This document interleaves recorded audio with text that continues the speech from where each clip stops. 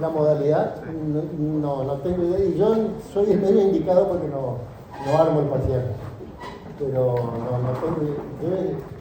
No sé, no te voy a decir nada porque no tengo idea.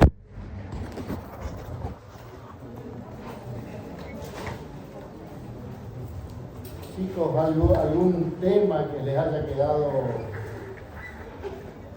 alguna duda. Si no, arrancamos con la clase de losa.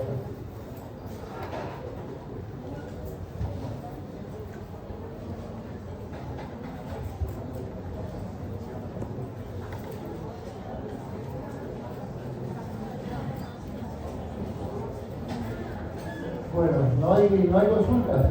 De última, arranco con la clase de losa para no perder tiempo. Y si en el transcurso de la clase alguien tiene alguna duda, la plantea al final de la clase. ¿Les parece? Pero no se queden con las dudas, por favor. De todo modo, igual va a haber otra clase de consulta. Creo que va a haber otra clase de consulta. Bueno, hoy vamos a ver entonces el segundo elemento sería, porque hasta ahora estuvimos viendo las ligas nada más, ¿no? Hemos visto las ligas y las dimensionamos a la acción del esfuerzo de flexión y de corte. Ahora vamos a ver otro elemento más que son las losas. Las losas en realidad son, como ustedes ya saben, elementos que tienen dos dimensiones que prevalecen por sobre una tercera que es el espesor. Y el problema que tienen las losas, o el mayor problema que se presenta en las mismas en el momento dimensionado, es que, chicos, hacemos un poquito de silencio porque si no me resulta difícil hablar. El problema que se presenta es que durante el servicio debemos garantizarnos de que no tengan grandes deflexiones ni tampoco vibraciones, ¿no? Porque si no son muy molestas para el uso en el destino en el cual están encasilladas, ¿no es cierto? Pero antes de entrar directamente en el cálculo de losa, vamos a hacer una pequeña clasificación en función de algunas características. Funcionalmente, es el único elemento que vamos a calcular en el cual se desarrollan todas las actividades. Es el único elemento en el cual se va a desarrollar un dormitorio, un baño, una biblioteca, lo que sea, ¿no? Y tiene la posibilidad de ser tanto planas como inclinadas, que sería el caso de nuestras escaleras o rampas vehiculares. También vean ustedes que pueden ser losas que están apoyadas sobre el piso, que son las plateas, losas de pileta, como ven en esta imagen, es decir, cualquiera sea el elemento de características superficiales que se van a comportar como losas y van a cumplir una función diferente según cómo estén ubicadas en la obra. Geométricamente,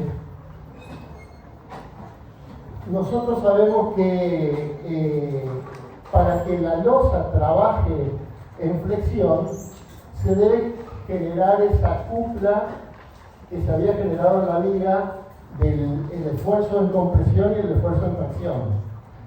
Por lo tanto, tenemos que tener un determinado espesor para poder generar esa cupla.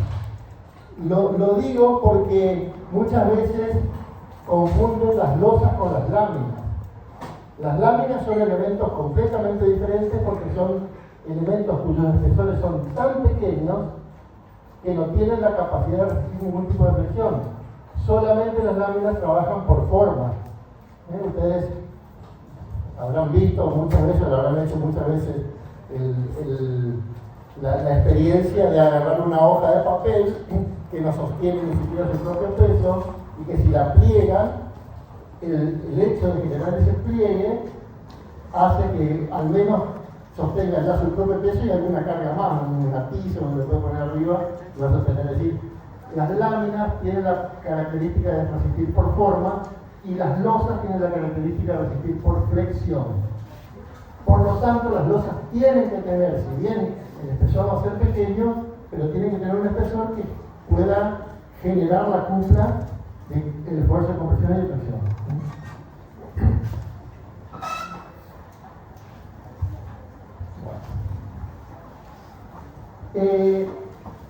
A las losas también las vamos a clasificar según su forma de trabajo.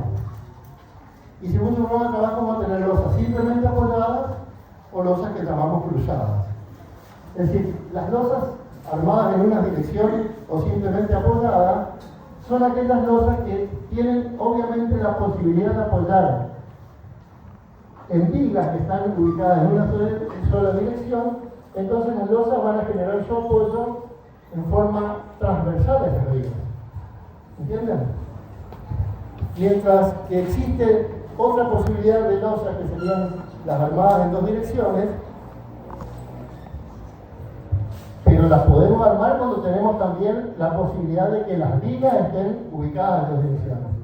Entonces, este paño de losa va a descargar una parte del esfuerzo en esta viga, otra parte en esta viga, en esta viga y en esta viga. Este tipo de losa va a descargar solamente, por ejemplo, esta losa, una parte del esfuerzo en esta viga y la otra parte del esfuerzo en esta viga, nada más. Por eso las denominamos, según su forma de trabajo, armada en una o en dos direcciones, según cuál sea la posibilidad que tengan de descargar.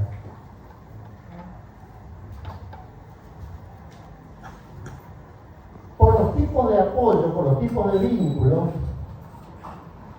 podemos tener losas apoyadas en vigas o si no, losas apoyadas sobre columnas.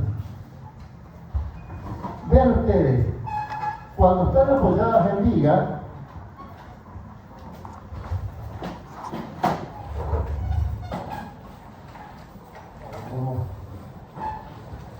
por ejemplo, esta representación sería una losa así, que está en voladizo. ¿Sí? Por eso que la representan en planta o en voladizo. Después, la otra losa, la que le sigue, sería una losa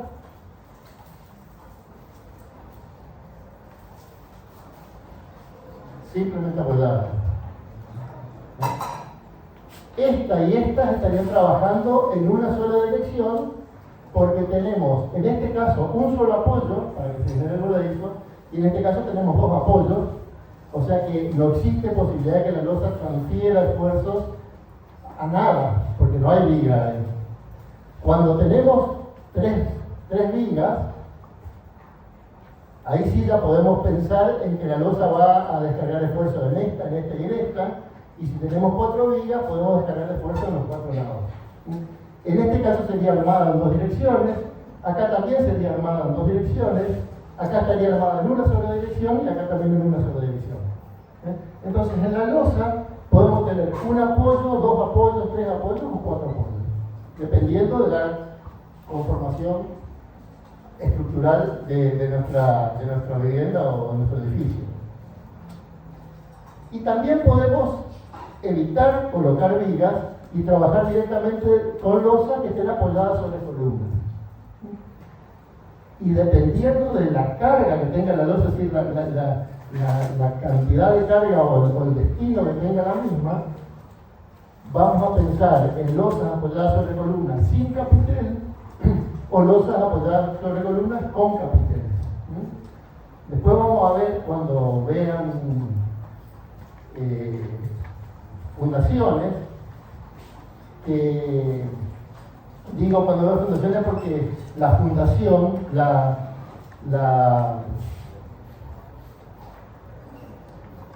base a la cual apoya una columna es lo mismo que una losa apoyando sobre columnas con cargas así, ¿no es cierto?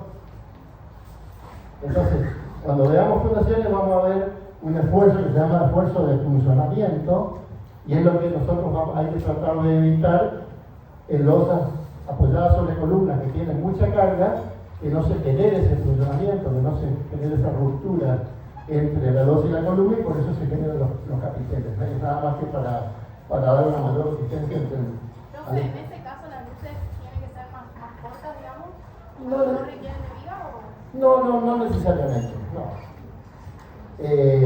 Todas las losas tienen una luz, ahora vamos a ver cuando avancemos, van a estar limitadas según la tecnología con la cual construyamos la losa, va a tener una luz limitada, ¿no es cierto? Una losa maciza, ¿saben de lo que me refiero cuando hablo de una losa maciza? Por su gran peso, va a tener una luz que va a estar limitada a los 4,5 metros, 5 metros. Ahí ya tenemos que pasar una losa alivianada, después tenemos losas pretensadas, después tenemos losas postesadas, que vamos agrandando las luces en función de la tecnología con la cual construyamos nuestro elemento. Pero para este tipo de losas, luces de 7 metros entre columnas andan perfectamente, más o menos.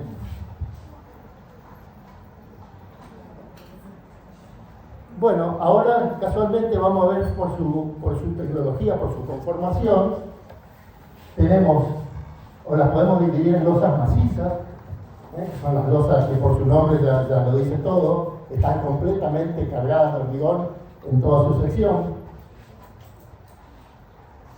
Losas alivianadas del tipo casetonada o losas alivianadas del tipo nebulada. Cuando utilizamos una y otra, bueno, para hacer una casetonada seguramente vamos a tener que tener la posibilidad de apoyo en los 4 lados.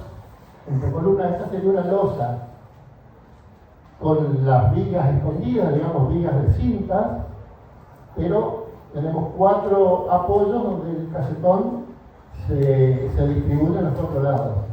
Y en este caso tendríamos vigas directamente de manera lineal, no en los 4 lados, entonces tenemos la manera de apoyar la losa alivianada como si fuese nervulada, ¿eh? No tenemos un panal como en el caso de la casetonada.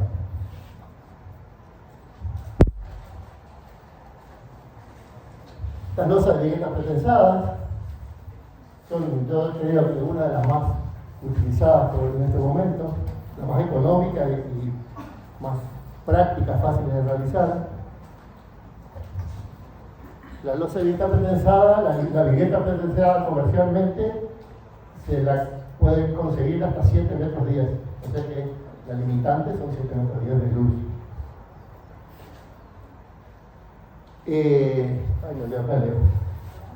Losas postesadas.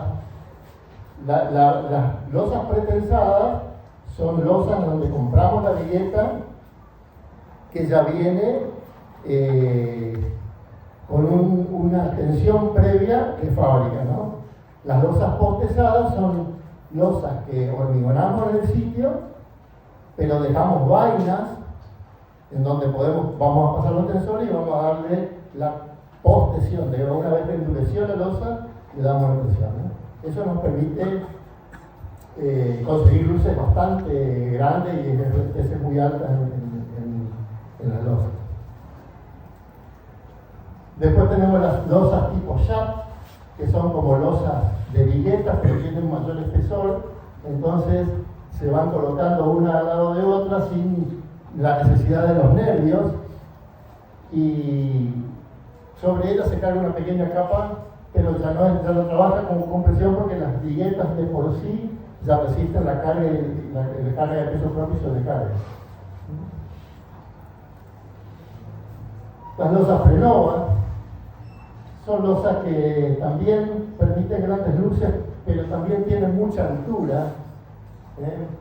Tienen mucha altura porque dejan un vacío, son unas pelotas o unos óvalos que se utilizan para generar ese vacío entre la zona de compresión y la zona de tracción.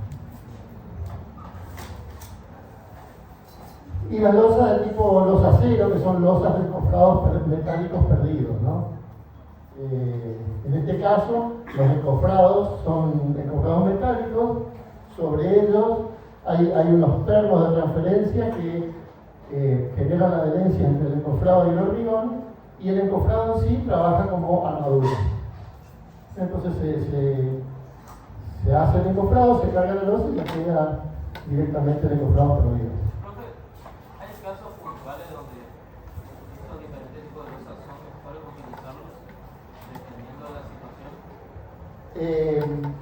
En realidad, la primera... Hay varias razones por las cuales uno se inclina por una u otra tecnología. En principio es el peso propio, digamos, lo que más afecta a una estructura, sobre todo cuando estamos hablando de estructuras en altura, cuando las losas se repiten 10, 15 o 20 veces o más en altura, reducir el peso es sumamente importante para la reducción en cantidad de fundaciones y costos de fundaciones, ¿no es cierto?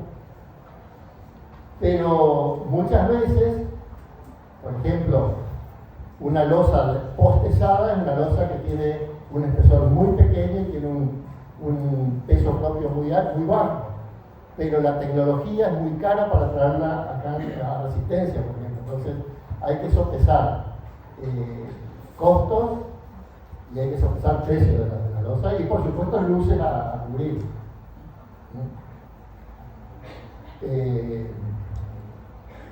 Pero más o menos es esa nomás la única, son las características que uno tiene en cuenta para poder elegir una losa.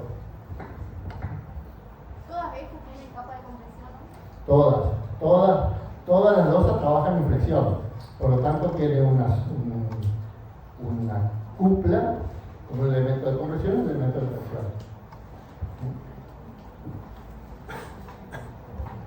Bueno, hasta acá vimos de manera, digamos, light una clasificación de las losas, por la función, el tipo de apoyo y la tecnología, y qué sé yo. Ahora vamos a ver cómo trabajan las losas en una dirección.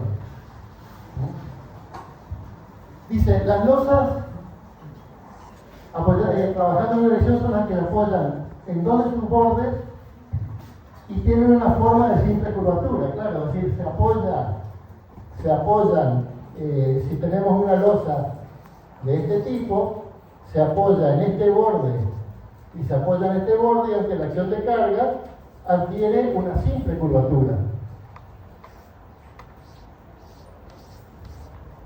Losa. Por lo tanto, la flexión se genera en una sola dirección. En esta dirección no hay flexión, porque no tiene posibilidad de apoyo. Voy a pasar todo ya. Ahí está. A las losas que están trabajando en una sola dirección, como la que les acabé de dibujar, que sería este caso, las vamos a considerar como si fuesen vigas independientes de ancho de 1 metro y de la altura del espesor de la losa. O sea, no tenemos ninguna diferencia con el cálculo del dimensionamiento de las vigas, nada más que van a ser consideradas como si fuese 1 metro. El tema, inclusive nuestro cálculo es sumamente conservador, es decir, estamos muy por el lado de la seguridad, porque si nosotros calculásemos esta losa como una viga independiente, ante la acción de una carga normal al eje, esto flexionaría y arriba comprimiría y abajo traccionaría, y la compresión por el efecto de Poisson, digamos, generaría una expansión lateral. Si nosotros flexionamos un elemento, en la zona comprimida trataría de expandirse transversalmente a la compresión. Y esa expansión, en realidad, al estar una faja al lado de otra, estaría generando una mayor resistencia que si tuviese la viga trabajando como sola, ¿no es cierto? Entonces, esa acción de expansión lateral no está tenida en cuenta en el cálculo, por lo tanto el cálculo es sumamente conservador y sumamente beneficioso para el lado de la seguridad, ¿cierto? Para nosotros. Pero la losa en una sola dirección, repito, es como si fuese una viga de ancho 1 metro y de altura igual al espesor de la losa determinada. Paso por aquí. Las cargas, ustedes ya saben que actúan en la losa, están en kilonewton por metro cuadrado. corresponde a la carga de peso propio y de sobrecarga. Ahora, como estamos dimensionando o calculando la losa con el ancho de 1 metro, si quisiéramos calcular la solicitación de una losa, es decir, vamos a hacer acá que va a ser más.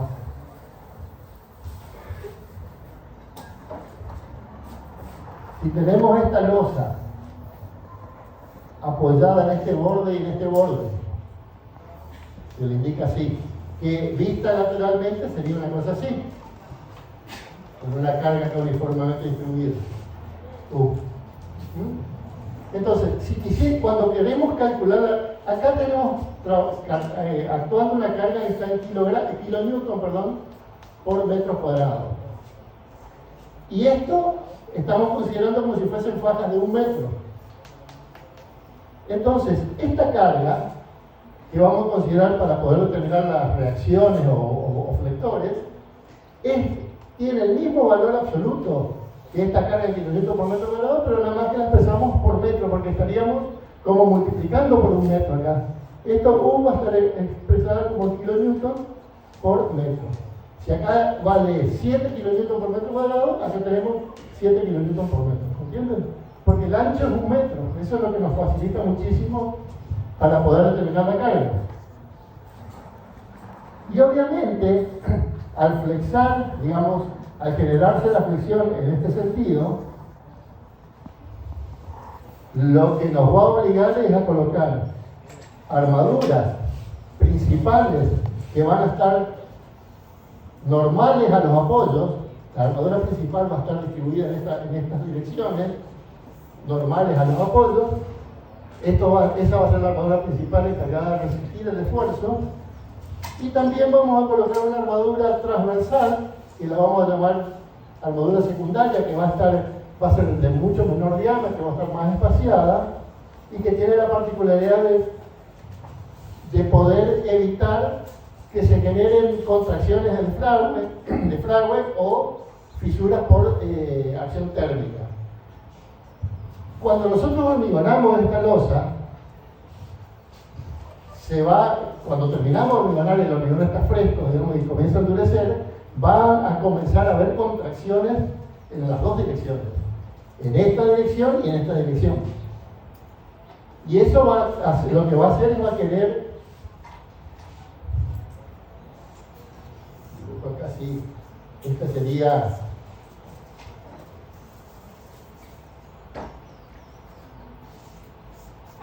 la losa completamente hormigonada, que la hemos cargado. Acá cuando comienza a fraguar el hormigón, va a contraerse en esta dirección y va a contraerse en esta dirección. La armadura principal,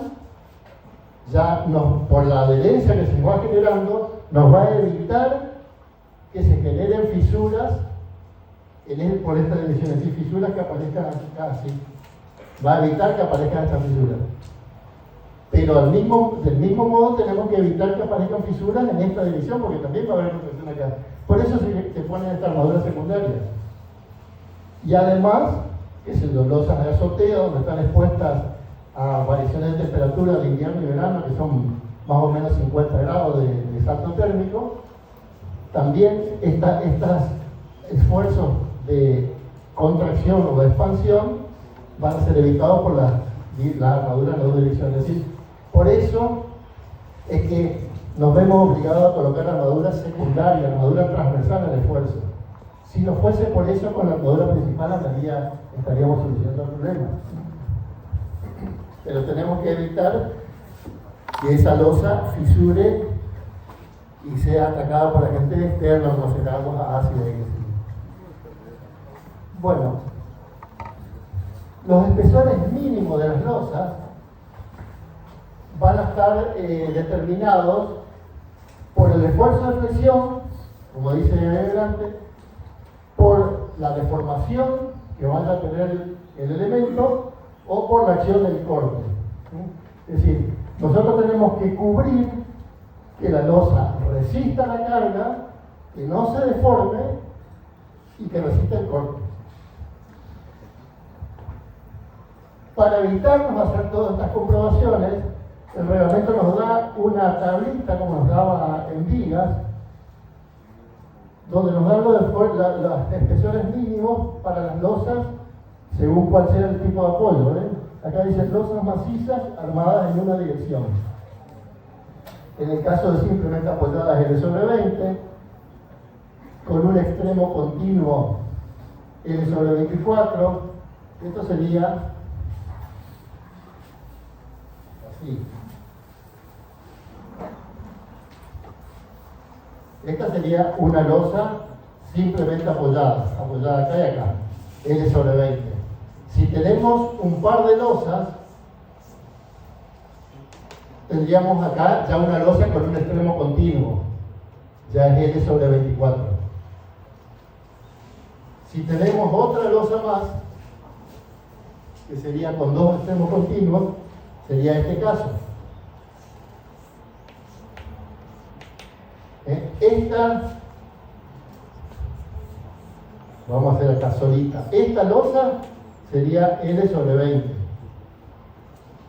El espesor de esta losa sería L sobre 24. El de esta sería L sobre 28. Esta sería L sobre 24. Y después tendríamos el caso del voladizo, que sería L sobre 10. ¿Sí? Igual que nos daban en vigas, tenemos a losa. No más losa simplemente apoyada, no hay más que hablar porque después el cálculo de flexión es igual que el de losa. El ancho B, que va a ser 1 metro, la altura H, que va a ser el espesor de la losa que calculamos acá. No hay más nada.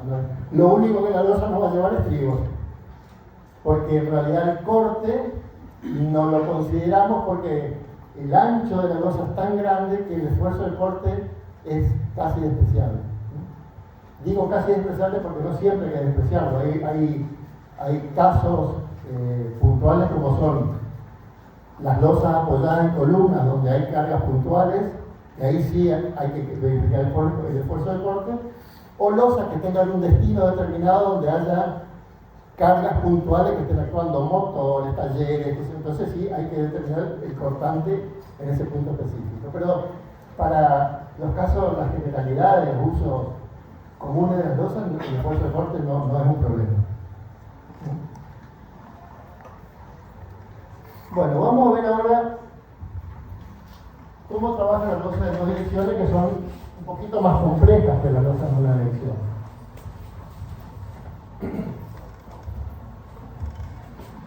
Nos dice que las losas de 2 direcciones son aquellas que se apoyan en sus 4 bordes. Esto no es tan cierto porque yo les dije que en 3 bordes también podían trabajar como 2 direcciones. Tiene que conformarse 2 direcciones. Incluso podríamos tener el caso de una losa que esté apoyada acá y acá, que esté empotrada acá y acá y que estén los 2 bordes libres. También podría ser una losa armada en 2 direcciones. ¿Entiendes? O sea que no es tan general esto de que tenga 4 bordes. Lo que en realidad hay que pensar es que envíe los esfuerzos en las 2 direcciones, que tenga la posibilidad de enviar los esfuerzos en las 2 direcciones. Y adopta una doble curvatura, es decir, ya no adopta esa lámina cilíndrica que adoptaba la losa simplemente apoyada, sino que adopta una doble curvatura, lo cual la hace un poquito más compleja, digamos, a la losa. Porque tiene curvatura en un lado y tiene curvatura también en el otro lado. Le damos una doble curvatura, como lo dice él.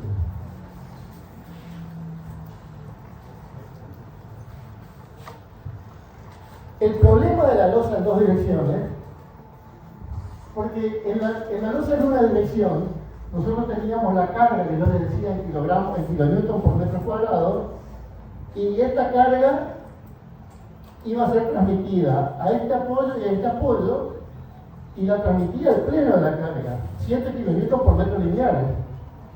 Y no había duda, nadie me observó esa afirmación que hice.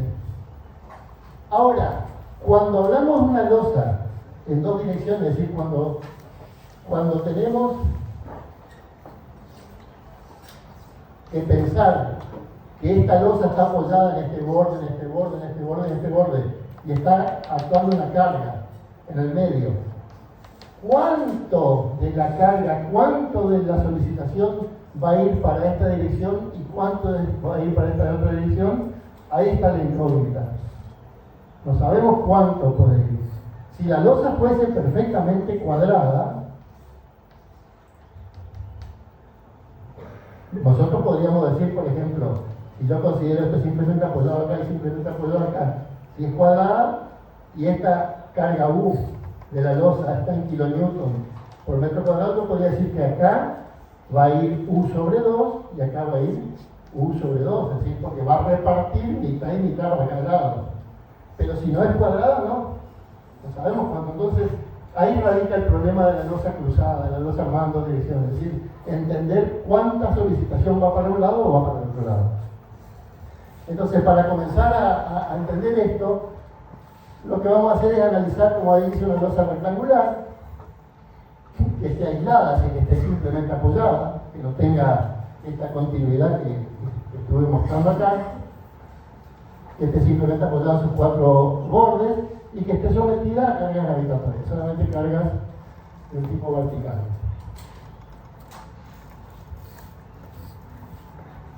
Bueno, acá se pregunta, ¿sabemos las estructuras que generan momentos internos en X y en Y? El problema está en conocer qué porcentaje de momento va a ir para un lado y para el otro. Porque acá avanzo, entonces no tengo que estar tocando.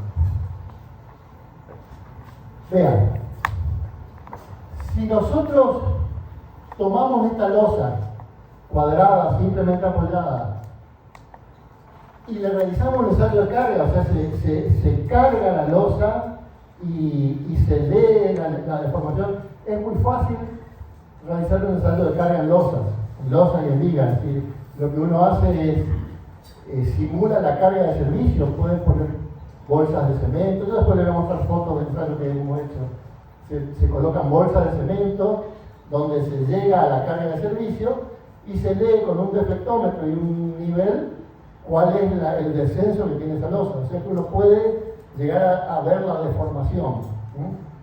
Entonces, cuando queremos saber qué solicitación va para un lado y para otro, como el momento flector no lo podemos ver, porque es algo que no se puede ver, pero sí podemos ver la deformación, lo que hacemos es observar las deformaciones, que son perfectamente observables, ¿no? Entonces, si le hacemos un ensayo de carga a esta losa, lo que va a ocurrir es que acá vamos a tener una curvatura y acá vamos a tener otra curvatura.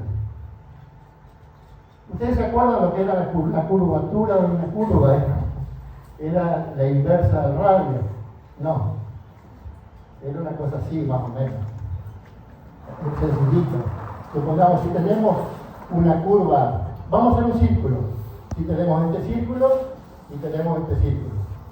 Este tiene un radio 1 y este tiene un radio 2. La curvatura de este círculo 1 es la inversa del radio.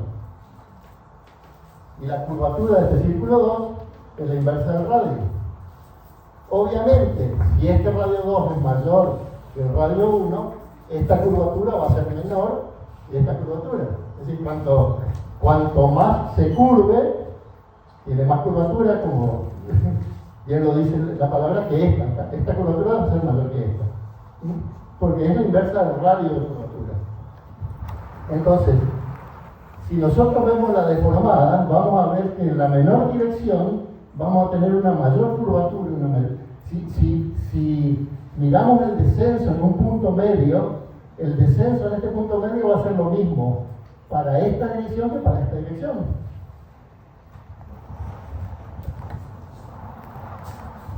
Si tengo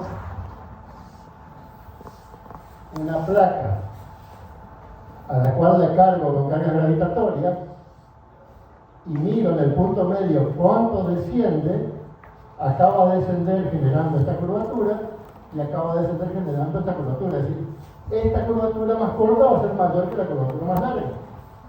Eso va perfectamente observable. Como el momento flector está en función de la curvatura, es decir, el momento de la curvatura por el módulo de rigidez del elemento, nosotros podemos, a simple vista, observando la deformada de la losa, ya decir que el momento en la dirección más corta va a ser mayor que el momento en la dirección más larga. Por esta pequeña observación ya podemos sacar eso. Y esto es así. Entonces, en función de esa observación, en función de saber que el momento de la dirección más corta es mayor que el momento de la dirección más larga, se han hecho una serie de cálculos para distintos tipos de dimensiones de losa, distintas relaciones de losas, de lados de losa y cargas. Y el reglamento, paso todo ahí.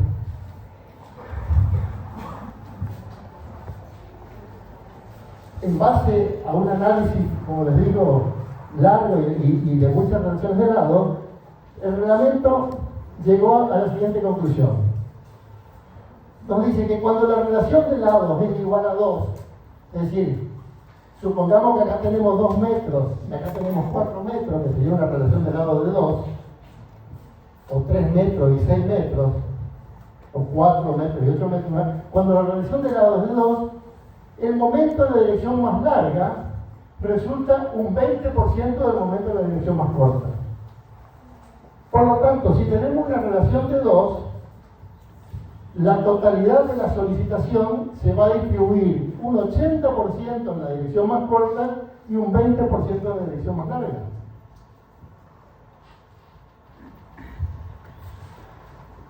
Si la relación de lado es menor, digamos, si la relación de lado fuese 1,5, un poquito menor, ya la distribución va a ser más proporcional. Si la relación de lado es 1, si fuese un cuadrado, la mitad va a ir por un lado y la mitad va a ir por el otro, como les dije anteriormente. ¿Entienden? Pero cuando la relación de lado ya es mayor que 2, incluso ya llega a 3, si esto fuese 2 y esto fuese 6, lo que se llegó a entender, a notar, es que en ese caso el momento de dirección más larga es solamente un 5% del momento de dirección más corta.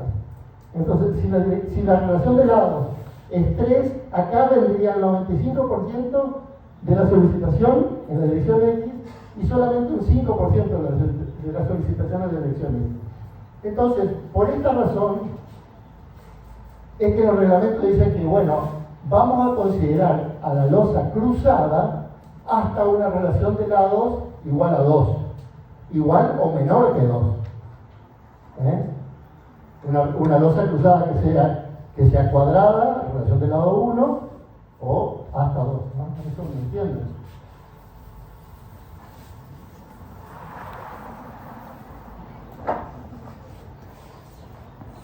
Una losa cuadrada tendría una relación de lados, si esto es LX y esto es LY. Relación de lados LY sobre LX sería 1. Si fuese un poquitito más larga, puede ser LY sobre LX.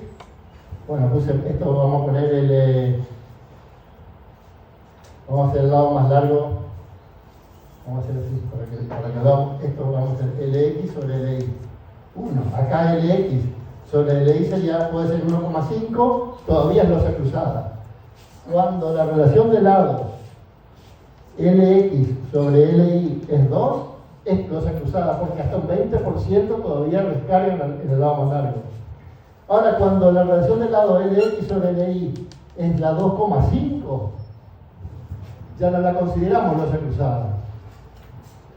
Porque se vio que es tan poco lo que está descargando en la luz más larga que directamente vamos a considerar como que la losa, cuando la relación de lado es mayor a 2, la consideramos como simplemente apoyada, aunque tengamos los 4 apoyos. Es muy poca la solicitación que va a tomar la luz más larga. ¿Entienden?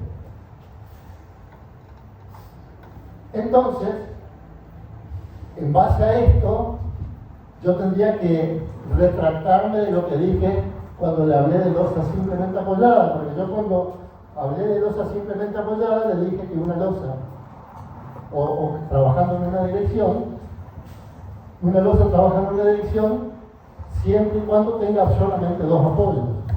Y eso ya ahora vemos que no es tan así.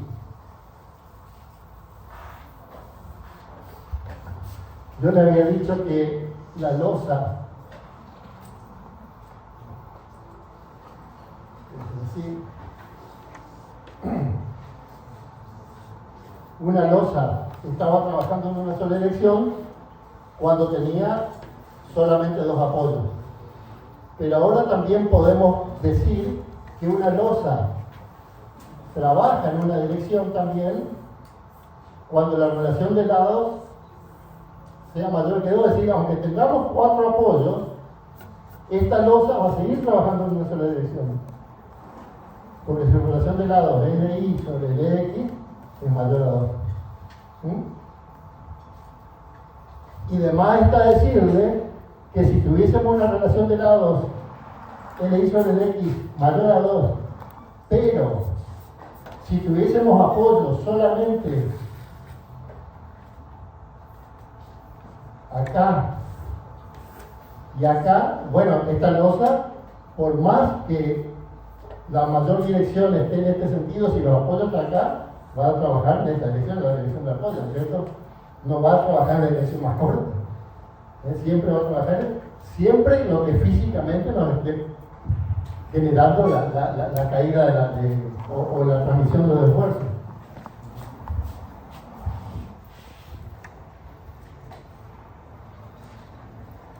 Bueno, en resumen, como dice acá, la losa en una dirección va a tener una sola curvatura y la armadura principal va a trabajar, como dice, perpendicular a la armadura, digamos, va a trabajar perpendicular a los apoyos y va a tener una armadura secundaria. Y la losa, armada en dos direcciones, va a tener doble curvatura y va a tener armadura principal en las dos direcciones. Ya no va a hacer falta armadura secundaria porque vamos a tener cubiertas las dos direcciones con armaduras principales necesarias. ¿Está claro para la dirección? Bueno, lo que nos dice acá, que el momento fletor en las losas de una sola dirección es muy fácil de determinarlo, y el momento fletor en las losas en dos direcciones no es tan fácil, y para ello lo vamos a terminar mediante un método que se llama método de Marcus, que parece difícil, que no es difícil, pero tiene ecuaciones y por lo tanto a ustedes no les gusta. Pero bueno.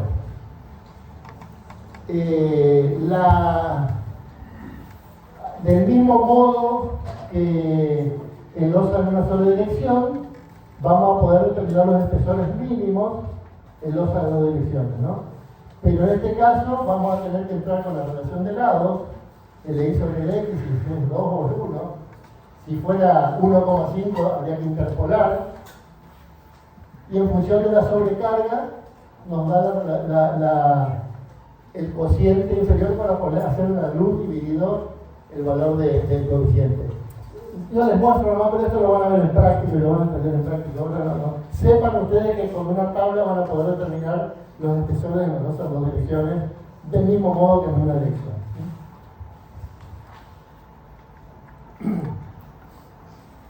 Bueno, acá, antes de entrar en Marcus, lo que nos podríamos preguntar es cuándo utilizamos losa en una dirección y cuándo utilizamos losa en dos direcciones. Porque más allá de que tengamos dos apoyos o cuatro apoyos, el tener dos apoyos o cuatro apoyos depende de un diseño estructural. Lo vamos a poner nosotros, lo vamos a hacer. Vamos a tener que decidir si la hacemos trabajar a la losa como simplemente apoyada en una dirección o cruzada. Y acá vemos que cuando una losa en una sola dirección la vamos a utilizar cuando las luces son cortas, es decir, las deflexiones son relativamente pequeñas, y en elementos prefabricados. Es decir, nosotros no podemos armar una viga, una losa de viguetas cruzadas, porque ya está prefabricado para que sea apoyada en los apoyos nada más. Y cuando Vamos creciendo las luces, es decir, vuelvo a repetir, hasta luces de 4,50 metros más o menos, una losa en una dirección funciona. Después, ya cuando empezamos a crecer más en luces, lo que pasa es que los espesores crecen tanto que se vuelven sumamente importantes. Entonces, en ese caso ya tendríamos que pasar a una losa en dos direcciones y colocar de alguna manera apoyos transversales o apoyos cruzados de forma tal de descargar los esfuerzos en los dos lados para reducir los espesores de losa. También utilizamos losas en dos direcciones cuando las cargas son fuertes, es decir, losas de estacionamiento. Si uno hace un entrepiso de estacionamiento, seguro que son losas en dos direcciones, no se utilizan losas en una dirección. O cuando tenemos que considerar las cargas laterales del viento. Eso, la verdad que me olvidé de contarles al principio. Las losas no solo cumplen la función del servicio al destino para el cual está diseñada, sino que también en edificios en altura, cuando tenemos edificios en altura tenemos una serie de losas. Estos elementos, estas losas, actúan como elementos rigidizadores para la acción del viento en una dirección o en otra dirección, transmitiendo las cargas de esta cara a esta cara. Cuando el viento acciona en un edificio en esta cara, necesitamos transmitirlo hacia la otra cara. Por eso en edificios, generalmente en altura, se colocan losas en dos direcciones para que tengan la rigidez necesaria para poder transmitir los esfuerzos del viento en un lado o en otro.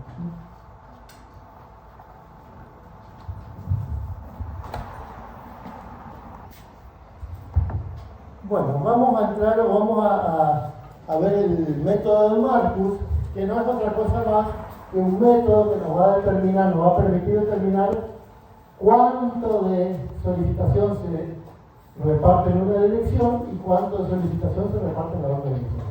Hasta ahora, lo único que sabíamos es que en la losa, con una relación de lados hasta de 2, cuando L sobre X era 2, el lado más corto tomaba un 80% de la solicitación y el lado más largo tomaba un 20% de la solicitación.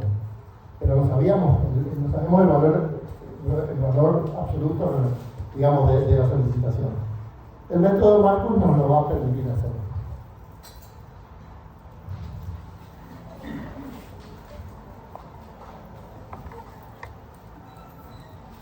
Paso todo. Bueno, hasta ahí. Vamos a ir paso por paso. Ya pasé demasiado.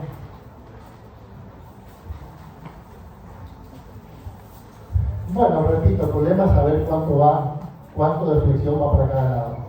Vamos a analizar una losita que esté simplemente apoyada. Y lo que va a hacer Marcus es decir, voy a analizar dos francas que se cruzan paralelas a los bordes, y él plantea una situación muy obvia. Él dice, en el punto de intersección de las francas, el descenso va a ser el mismo, tanto para la franca X como para la franca Y, tal como yo lo había marcado en las curvaturas de la losa. También sabemos que la carga total está actuando repartida en unidad de superficie sobre la losa, es igual a la carga muerta más la sobrecarga. Lo que va a plantear él, Marcus dice, cada faja va a tomar las condiciones con respecto a su apoyo. ¿Qué significa? ¿Qué quiere decirnos con eso?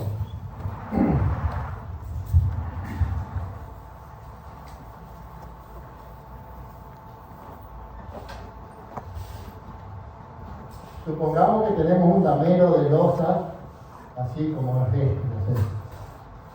Este podría ser un damero de losa. Acá tenemos columnas. Este sería un diseño de una estructura cualquiera. y vamos a analizar todo este entrepiso, lo vamos a trabajar con losas cruzadas. Entonces, esta losita trabajaría así, esta también así.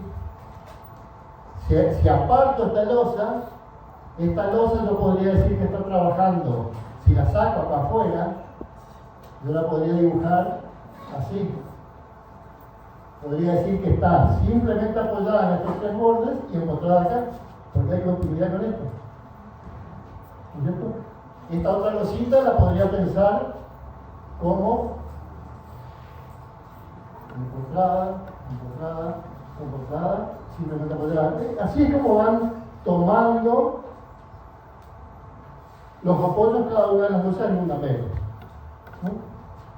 Entonces, lo que dice Marco acá dice, cada faja toma su correspondiente condición de apoyo. Porque si yo voy a analizar el cruce de estas dos fajas, esta faja la voy a considerar, a esta fajita la va a considerar simplemente apoyada, porque está apoyada acá y acá. Y a esta fajita la va a considerar empotrada y apoyada, como la condición de su apoyo. Si analizamos esta faja de acá y de acá, que sería esta, decimos que esta faja va a estar empotrada, y esta faja va a estar apoyada, empotrada. Esto es importante porque según la condición de apoyo, esta faja simplemente apoyada, empotrada, va a deformar.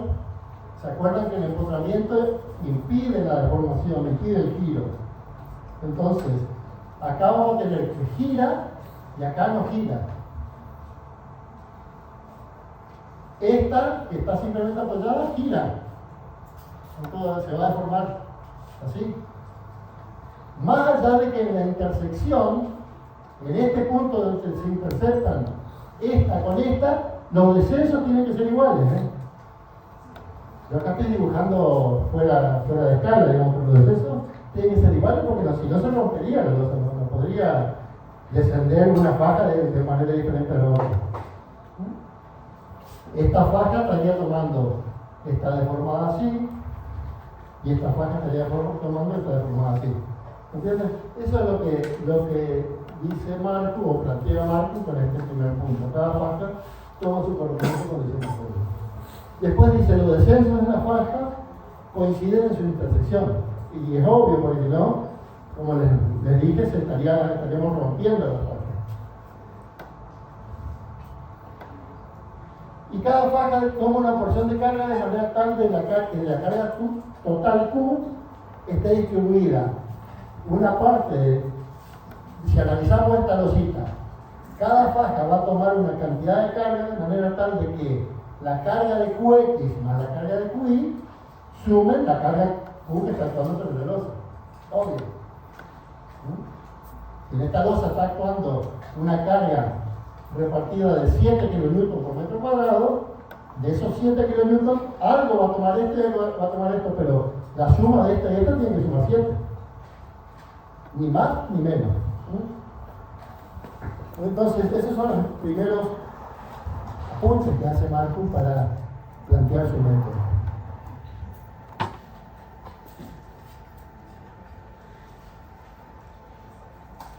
¿Qué es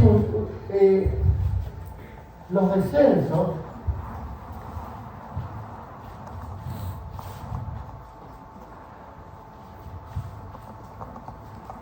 El descenso de una losa, por ejemplo acá, el descenso se lo denomina con la letra delta.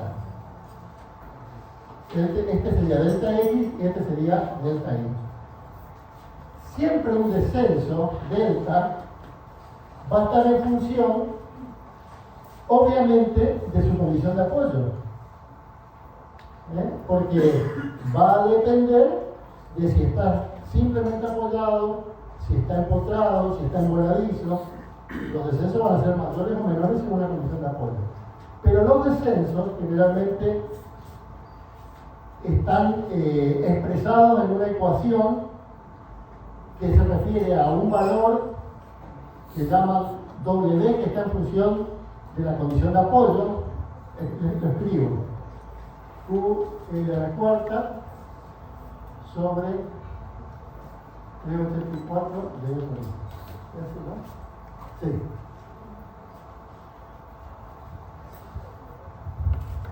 Las deflexiones, tanto de losas como de vigas,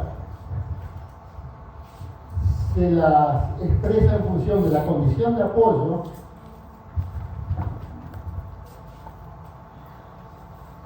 si tuviese simplemente apoyada, si tuviese apoyada empotrada, si tuviese empotrada, vuelvo a dibujar acá. Este descenso sería así, este descenso sería así, y este descenso sería así. Es decir, cuanto más restringo el vínculo, menos desciende el elemento. Entonces, este delta X va a valer, en este caso, acá va a tomar un valor de 5, en este caso va a tomar un valor de 2, y en este caso va a tomar un valor de, creo que de 1, no me acuerdo, de 1. Es decir, cada vez va a ser más pequeño el descenso en función de la condición del vínculo. Esto es lo que tiene en cuenta este WX que ustedes ven acá. La carga y la luz de la cuarta son valores que conocen. 384 es una constante y E por I es la rigidez del elemento. Entonces, los descensos están siempre en función de la luz a la cuarta, E por I y la condición de borde. Entonces, las flechas en X y las flechas en Y, que tienen que ser iguales, porque yo les acabo de decir que según Marcus, voy a dibujar acá el planteo de Marcus.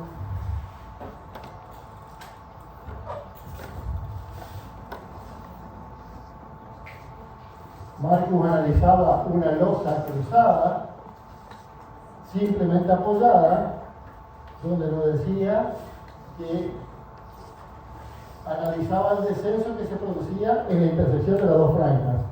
Entonces, para esta franja voy a tener un descenso delta X y para esta franja voy a tener un descenso delta Y. Como el descenso para esta franja y esta franja es el mismo, yo puedo igualar delta X igual a delta Y. De hecho, tengo que igualarlo porque si no, repito, se estaría rompiendo la cosa.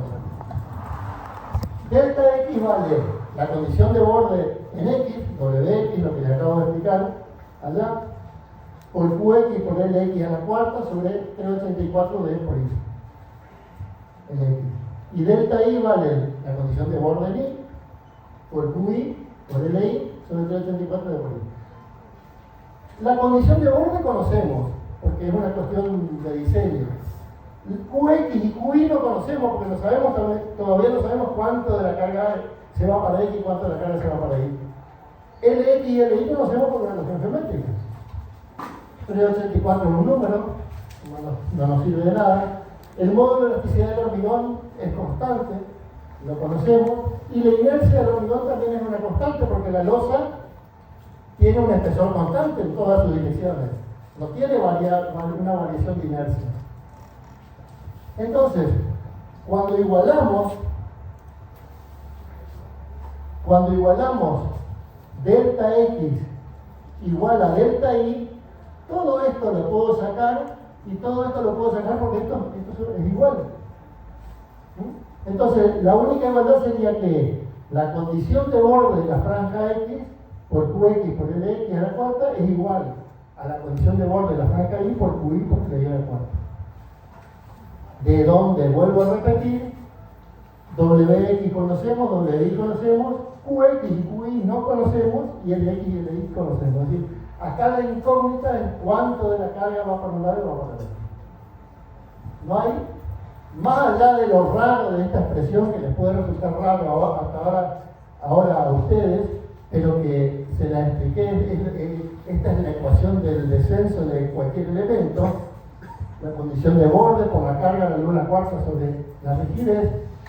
Después no hay más nada raro, no hay más nada nuevo. Ahora vamos a empezar a hacer esos pasajes de términos horribles, pero que hay que hacer para llegar a conocer el dato que queremos, ¿no? Pero nunca perdamos de vista, en esta parte que estamos parados, que esta igualdad es lógica de plantearla y que la incógnita de esta igualdad es QX y QY. Lo demás conocemos todo. Por lo tanto, vamos a andar dándole vuelta por QX y por QY todo el día para poder llegar al resultado. Ese va a ser nuestro objeto. Algo que sabemos es que la carga total Q, como yo les había dicho acá, la carga total Q, si fuese 7 kN metro cuadrado, va a estar distribuida entre QX y QY, pero la suma de las dos tiene que dar 7. Si fuese 7, entonces, la carga total en kilómetros por metro cuadrado de la losa es igual a la suma de las cargas en X y en Y. Eso es una condición. Por lo tanto, podemos despejar QY, diciendo que QY es igual a la carga Q menos QX. Podríamos haber despejado QX, es lo mismo, podríamos haber dicho QX es Q menos QY, es lo mismo. Iríamos obtendríamos una u otra carga, pero estamos yendo por un lado. Decimos que QY es igual a Q menos QX. Entonces, si QY es igual a Q menos QX, ¿qué vamos a hacer? Y reemplazar Q menos QX en QY. ¿Por qué? Y para poner toda la expresión en función de QX. Es decir, si tenemos dos incógnitas, ¿para qué vamos a tener dos incógnitas? Vamos a tratar de tener una sola, que va a ser más fácil de resolver. Por eso nada más que hacemos este artilugio matemático. Sería que no es un artilugio porque es una verdad. QY es la carga Q total menos la carga QX de otra dirección. Entonces, repito, vamos a poner toda la expresión esta en función de QY. Mejor dicho, de QX, porque vamos a reemplazar QY. WX por QX por LX a la cuarta es igual a WI por QY, que la reemplazamos Q menos QX por LX a la cuarta.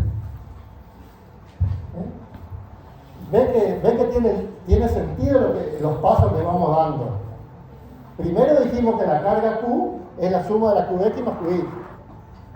Después entonces decimos, bueno, vamos a sacar QX vale Q menos QY y vamos a reemplazar eso en la ecuación. Vamos a poner toda la ecuación en función de una sola incógnita. Seguimos haciendo pasos algebraicos. Este término queda igual, WX igual por QX por LX a la cuarta es igual a, y acá multiplicamos esto, por esto, es decir, WI por Q por LI a la cuarta menos WI por QX por LI a la cuarta. Ven ustedes, toda esta expresión, esta conocemos, Q también conocemos porque la curva la sacamos. Lo único que no conocemos es QX. Todo lo demás es conocido.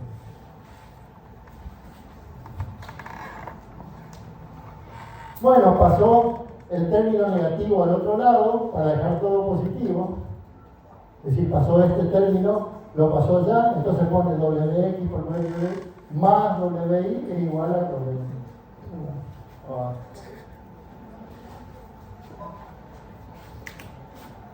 Una vez que tiene todo este término, toda la incógnita que es QX la tiene todo este término, lo que hace es la saca como factor común. Dice que QX, que multiplica WX por LX a la cuarta, más WI por LX a la cuarta, es igual a WI por Q.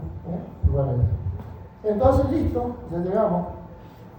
Podemos deducir que la carga que toma la franja en X vale WI, la condición de apoyo de la franja Y, por la luz Y a la cuarta, que conocemos estas dos condiciones, sobre la condición de apoyo de la franja en X por la luz en X a la cuarta, más la condición de apoyo de la franja en Y por la luz en Y a la cuarta, por la carga Q que conocemos ya.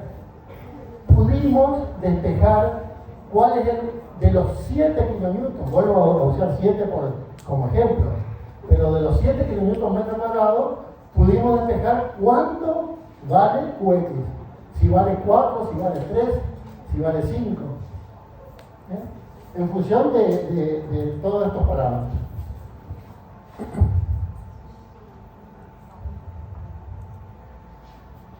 Bueno, por analogía, si QX es esto, QI es lo mismo, nada más que cambiamos los sentidos, ¿no? Va a ser W, acá era WI, ahora es WX, por el X a la cuarta, se retrasa todo esto.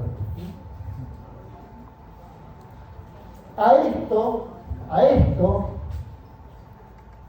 lo vamos a llamar kappa y a esto lo vamos a llamar rho. Son coeficientes que podemos tabularlos. Entonces, a estos elementos los llamamos kappa y rho. ¿Por qué podemos tabular? Ustedes dirán, en función kappa y rho. Kappa y rho, letras griegas.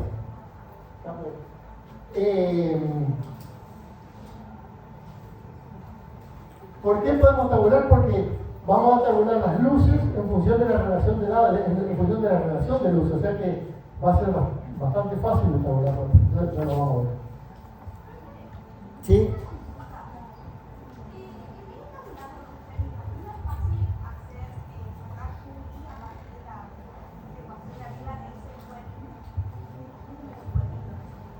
Acá, ¿cómo me decís? ¿Por qué no sé? Perdón, no te escuché. No hable, por favor, que quiero escuchar la pregunta. Sí. Porque resolviendo la QX, en teoría se podría sacar QI a partir de la recta de Q menos QX, ¿no? Claro, pero no conocemos QX ni QI. Nuestra gran incógnita es, en esa relación de lados de la losa cruzada, cuánto de la carga total se va a distribuir para la dirección X y cuánto para la dirección Y. Y es bastante complejo porque está en función de la relación de lados, obviamente, pero además está también en función, como les expliqué acá, de las condiciones de borde. Entonces, es todo un problema, ¿no es cierto?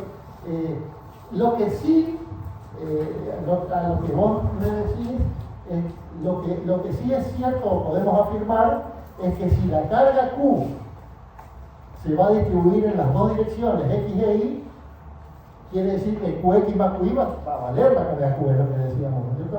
Entonces, aún sin conocer cuánto vale cada una de ellas, podemos decir que si esto es cierto, podemos decir que QI vale Q menos QX, o QX vale Q menos QI, pero todavía no sabemos cuánto porque tienen que entrar en juego todas estas condiciones de bordes de X e Y. ¿Está?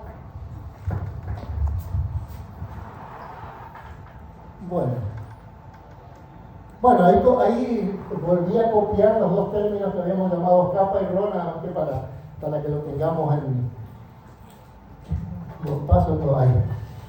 Y entonces,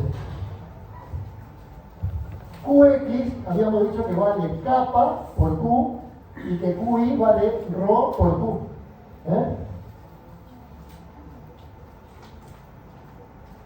Y acá muestra lo que les expliqué anteriormente. ¿Cuánto vale WI y cuánto vale WX? Bueno, cuando el elemento, la losa, está simplemente apoyada, W es 5 sobre 384 el cubo de la cuarta sobre el polígono. Cuando está apoyada empotrada vale 2 y cuando está empotrada vale 1.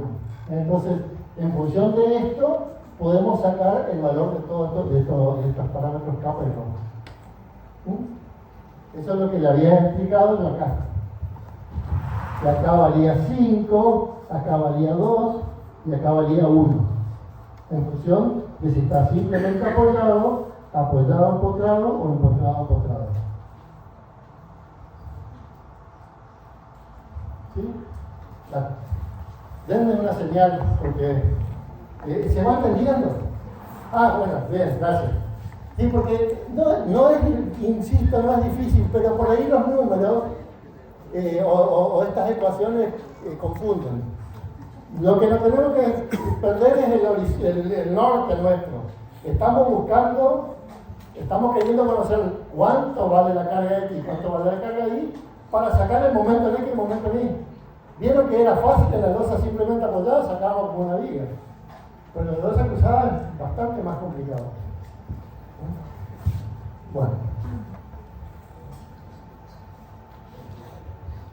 Bueno, así, de esta manera podemos obtener el valor de la carga en X y la carga en Y. O sea, ya dimos un pasito más adelante. Ahora vamos a tratar de obtener el momento en X y el momento en Y. Paso todo, ahí está. Bueno, nosotros sabemos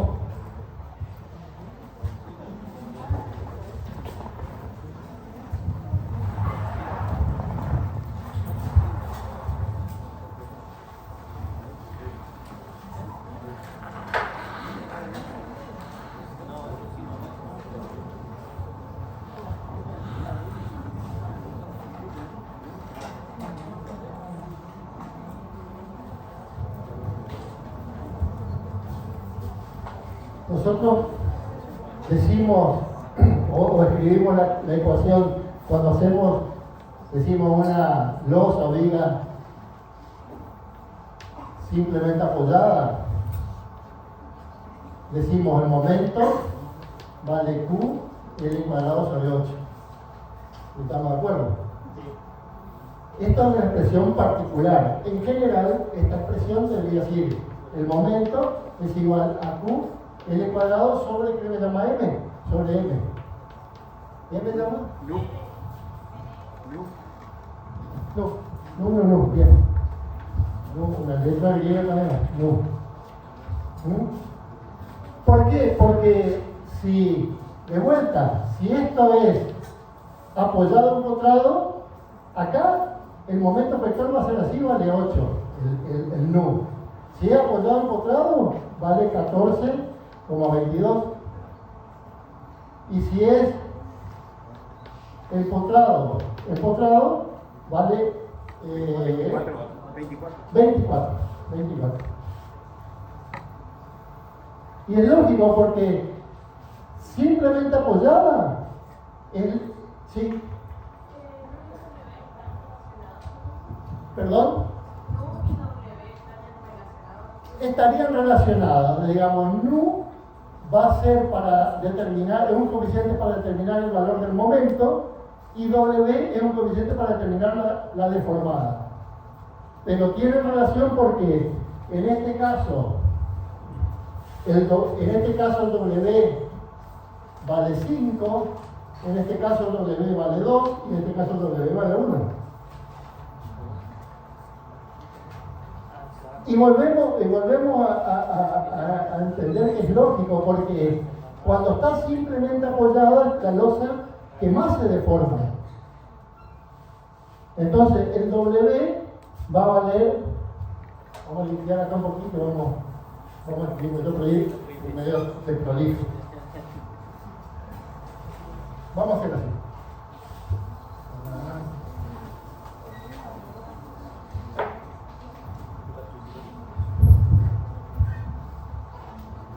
Simplemente apoyado,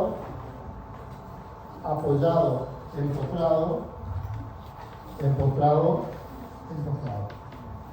La deformada de estos elementos, si nosotros, este va a deformar así, dibujo así la deformada, este va a deformar así, y este va a deformar así.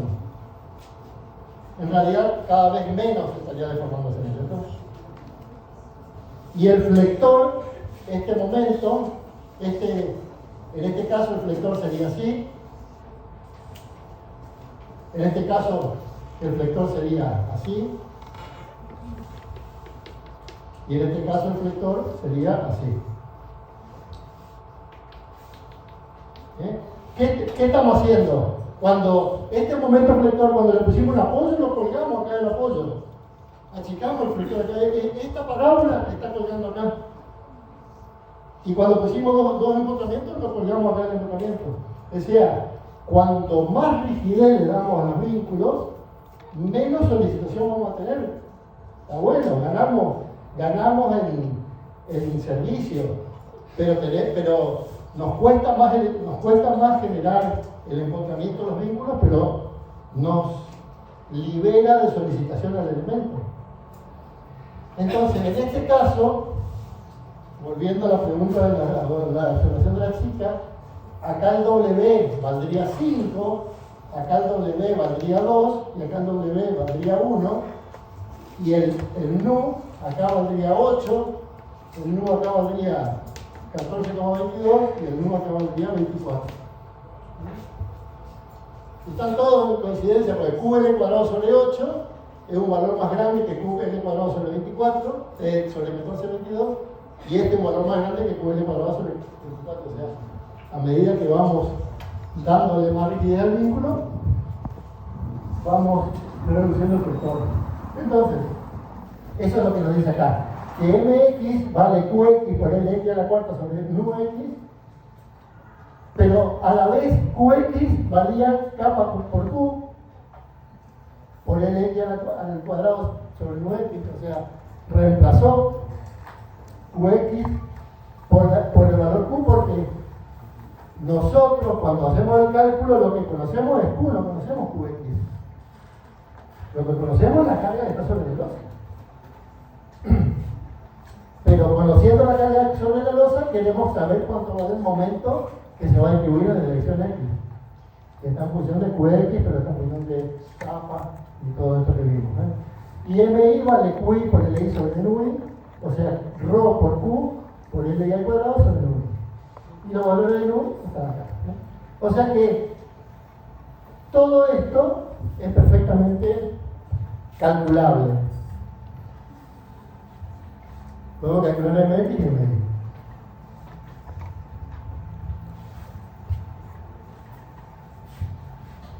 ¿Entendimos hasta ahí de qué manera Marcus pudo determinar a partir de la deformación de las dos fajas en las direcciones x e y y de las condiciones de borde particulares de cada losa cuánto se va a distribuir en función de la relación de lados para la dirección x y para la dirección y determinar el qx, qi, mx y mi. Bueno, esto hasta ahí. Cerramos paréntesis. Vamos a hacer un descansito y después continuamos. 15 minutos y continuamos. Momento mx, que era wx por q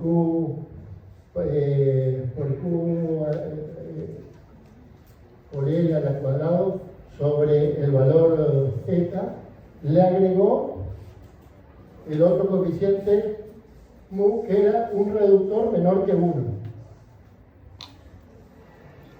¿Entendieron? Bien. Bueno, y repito, en la tablita de Marcus ya aparece el valor reductor. Un alumno me preguntó, profe, ¿la Q de la que está hablando es la misma que la U de la que nosotros calculamos? Sí. El método de Marcus es un método que sinceramente no se usa más. Pero es muy práctico para explicarlo en facultades así de arquitectura, donde sería muy complejo entrar en métodos más de elementos finitos, parrilado de viga. Hay otros métodos que se utilizan para calcular los valores de momentos vectores X y Y en losas cruzadas. Pero el método Marcus, si bien no se utiliza más, es un método bastante aproximado para determinar los valores de las losas cruzadas. Por eso que tienen el valor de Q, que es viejo, una vieja denominación, ¿no?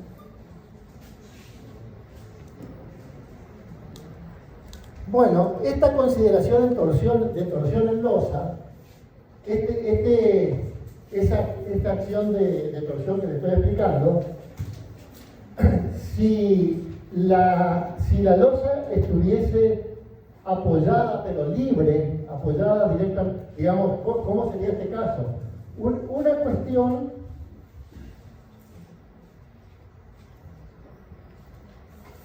constructivamente estoy pensando. Una cuestión es que ustedes armen el encofrado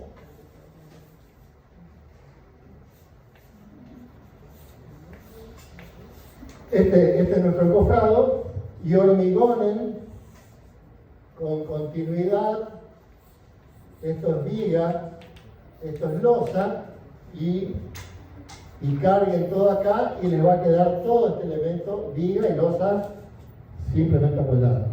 Esa es una forma. Otra cuestión sería que ustedes carguen la viga por un lado, hormigonan la viga, y una vez que terminaron de hormigonar la viga para el hueso, después carguen la losa. Ahí no vamos a tener una continuidad entre viga y losa.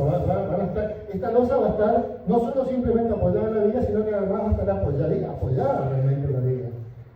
Entonces, en el caso de una losa de este tipo así, si la aplicamos después las cargas gravitatorias, se va a deformar como un pañuelo. Va a querer levantar los bordes. ¿Entienden? Hay un efecto pañuelo en todas las losas que están simplemente apoyadas.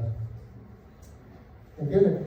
Eso no ocurriría si, por ejemplo, ancláramos esta losa, si la pudiésemos anclar, o si tuviésemos un muro arriba que nos genere un peso, evitaría este efecto pañuelo. ¿Entienden? Entonces, cuando hacemos las losas simplemente apoyadas y no tenemos nada que nos esté anclando, para evitar que se deforme estas orejitas para arriba, lo que el reglamento nos dice que tenemos que hacer es armar las esquinas de las losas que están solamente simplemente apoyadas en una longitud L sobre 5 en una dirección y L sobre 5 en la otra dirección. Podemos armar con una armadura superior e inferior igual a la armadura principal y de las dos direcciones, o si no, poner en diagonal, es decir, nos permite colocarlas de cualquiera de las dos maneras, ortogonal o diagonal, siempre en la dirección L sobre 5.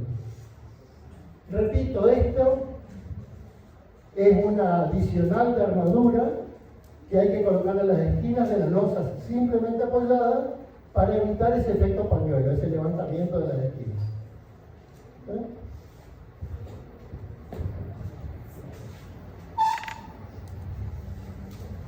Bueno, en las losas cruzadas, nosotros cuando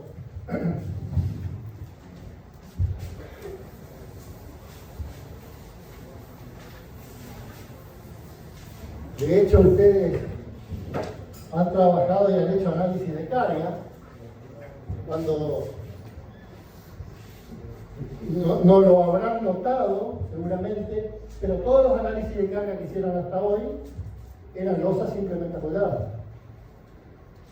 ¿Por qué? Porque si tenemos una viga acá y tenemos una viga acá, la carga que vamos a enviar a la viga, si esta carga es kilonewton por metro cuadrado, esta carga U de la losa es kilonewton por metro cuadrado, lo que hacemos, a esta viga va a ir la mitad para un lado y la mitad para el otro lado. Q o U por L sobre 2 para esta viga y U por L sobre 2 para esta otra viga. En losa cruzada no podemos hacer ya eso. En losa cruzada lo que tenemos que hacer es las cargas sobre las vigas se van a transmitir en función de la rigidez que exista entre el apoyo de la losa y la viga. ¿Y a qué me refiero? Que si tenemos, por ejemplo, dos apoyos de idéntica rigidez, por ejemplo, simplemente apoyado acá y simplemente apoyado acá, acá la carga se va a repartir o se va a compartir para una y otra viga con una línea a 45 grados. Lo mismo va a ocurrir si, en este caso, que son todos simplemente apoyadas, todos de idéntica rigidez, en cada esquina la línea va a ser a 45 grados, y ven ustedes como de la carga total U de la losa, acá esta viga 2 va a recibir un triángulo, ya no va a ser una carga uniformemente distribuida, y esta viga 1 va a recibir un trapecio. Y si tuviésemos una condición de borde distinta, no todo simplemente apoyada, en la intersección de un borde de distinta rigidez, la línea siempre va a tomar 60 grados en el borde de mayor rigidez, es decir, de los 90 grados siempre vamos a trazar una línea a 60 grados al borde de mayor rigidez, en el caso de igual rigidez a 45 grados, en este caso a 60 grados. Entonces vean ustedes cómo donde tenemos mayor rigidez de apoyo, naturalmente se va a descargar más carga de la viga que donde tengamos menor rigidez. ¿Entienden? Empotrar esta losa en estas vigas significa que estas vigas van a tomar más carga que estas dos vigas que la losa está apoyando simplemente. Pero esta es la manera en la cual se distribuyen las cargas de las losas cruzadas a las vigas.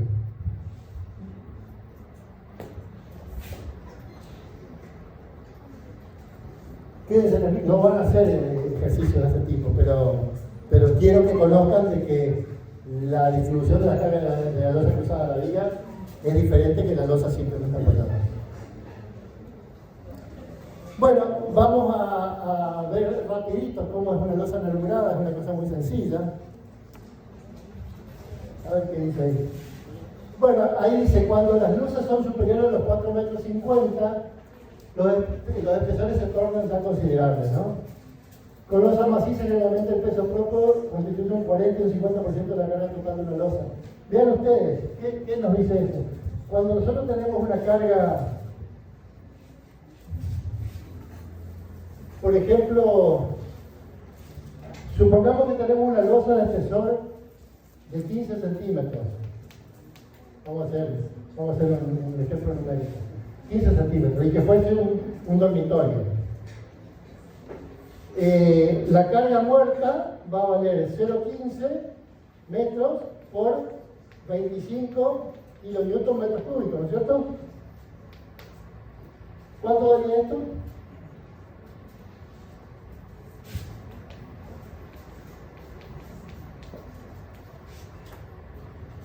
¿Alguien me hace esto con el teléfono? 0,15 por 25. Estoy inventando a ver si sale. 3,75.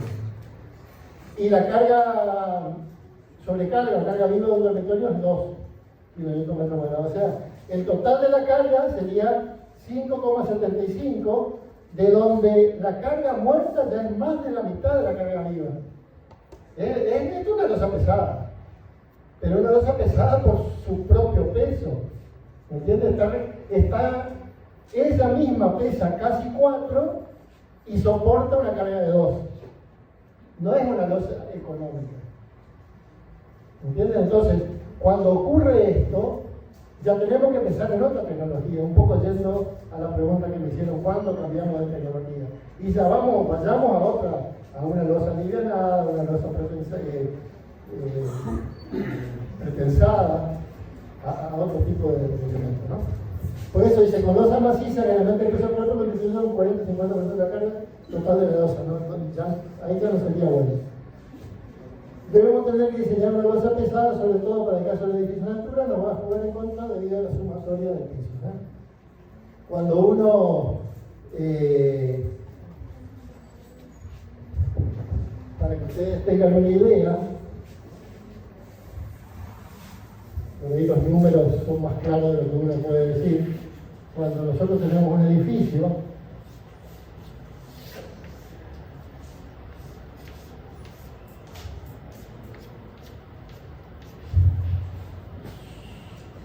vamos a pensar en 2 centímetros de espesor de losa, en reducir 2 centímetros de espesor de losa, 0,02 metros por 25, ¿cuánto sería? Kilonewton por metro cúbico. ¿Cuánto?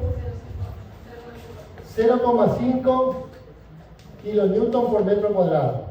Supongamos que tenemos acá, en un edificio, no sé, ¿cuánto puede tener la planta de superficie de un edificio? ¿Cuánto? ¿200 metros cuadrados? No sé. Chicos, ¿eh? 120, dos departamentitos de 60 en un edificio. 250, 300. Por lo menos saquemos 4 departamentos en una planta. 5 arquitectos, ¿eh? 350 metros cuadrados, me gustó más ese edificio. 300 metros, vamos a poner 300 metros cuadrados. Tiene cada planta. Hacemos 300 metros cuadrados por 0,5 kilonewton. ¿Cuánto da? 300 por 0,5. 150 kilonewton por planta. Supongamos que tenemos 10 plantas en un edificio chiquito. Serían 1500 kilonewton. 20 plantas, 3000 kilonewton. 3000 kilonewton o 1500 kilonewton que estamos reduciendo con 2 centímetros. 2 centímetros es una carpeta de cemento. Miren, es impresionante lo que uno puede, diseñando bien un paquete estructural entre estructura y cubierta de piso, uno puede reducir pero muchísimas toneladas de carga cuando estamos trabajando en edificios de altura. Por ahí les hago notar esto porque cuando se diseña y se dice, bueno, por ahí para que el balcón me quede más bajo que el nivel de piso, carguemos un contrapiso en vez de 6, vamos a cargar de 8. Ah, sí, pero ojo que cargar 2 centímetros más de contrapiso en todos los pisos es un problema. Si no estuvo contemplado. ¿Me entienden? Siempre los diseños toman fuerza cuando tenemos que repetir las estructuras, ¿no es cierto? Un barrio de vivienda, vamos a hacer un barrio de vivienda de 700 viviendas y podemos, aunque descontar 1 centímetro en la losa, descontémoslo. En una vivienda familiar 1 centímetro ni me interesa. Ni me interesa porque serán en una losa que vamos a cargar 1 centímetro. También utilizaremos 3 bolsas más de cemento, no sé. Estoy diciendo cualquier cosa, pero es un gasto irrisorio. Pero en 700 viviendas, ya 3 bolsas por 700 son 2100 bolsas. Más la mano de obra, más la arena. O sea, hay que considerar que las dimensiones que nos parecen pequeñas, cuando se repiten, no son tan pequeñas. Por eso es que en las losas macizas limitamos nosotros podríamos hacer tranquilamente una losa maciza de 7 metros de largo y de 20 centímetros de espesor o 25 centímetros de espesor. Sería una locura de peso. Entonces, por eso que tenemos que pasarnos a otra tecnología para tratar de reducir un poquito el peso. Es nada más que por eso, nada más que son costos. Siempre costos. Entonces, ¿qué hace la losa regulada? Lo que hacemos es lo siguiente: si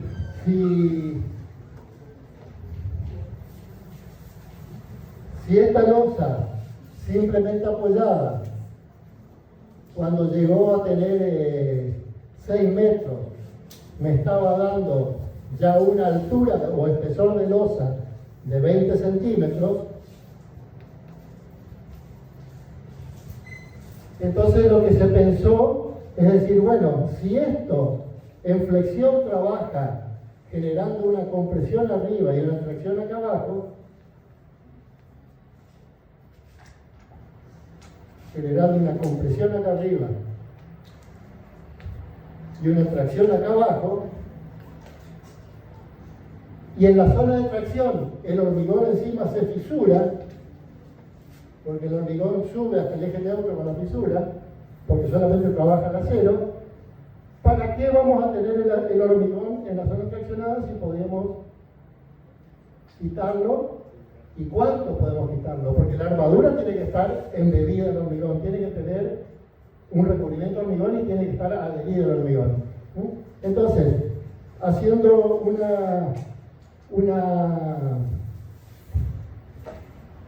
un corte transversal, lo que se hace es a esa losa de 20 centímetros de hormigón, que va a tener, si nosotros la viésemos, si la estuviese viendo desde este lado, desde este punto, este sería el corte acá yo tendría la armadura de la losa que estaría apoyando en este punto y en este punto, ¿no es cierto?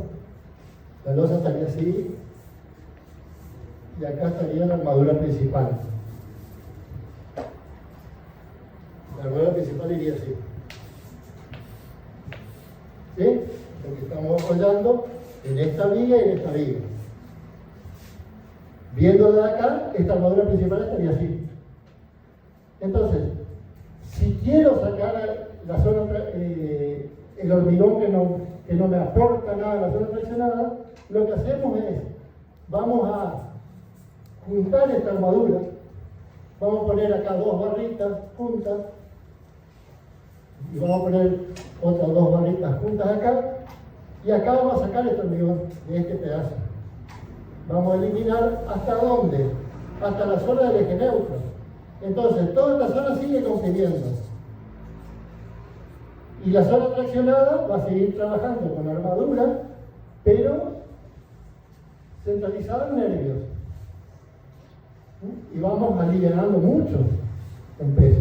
Entonces, la losa nervurada tiene esta sección transversal, donde los nervios van a alojar a la armadura principal.